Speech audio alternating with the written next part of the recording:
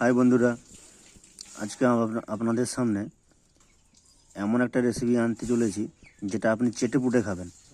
আজকে আমি আপনাদের বেগুনের ভর্তা কিভাবে বানানো হয় সেটি আপনাদের সামনে তুলে ধরব। তো দেখতে থাকুন। প্রথমে বেগুনটাকে ছাড়িয়ে নিলাম, তারপর কুচি কুচি করে পেঁয়াজটা কাটবো।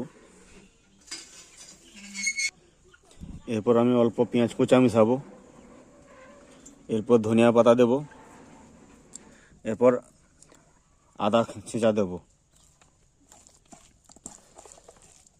এরপর ভালো করে চটকাবো। এরপর অল্প একটু তেল দেবো,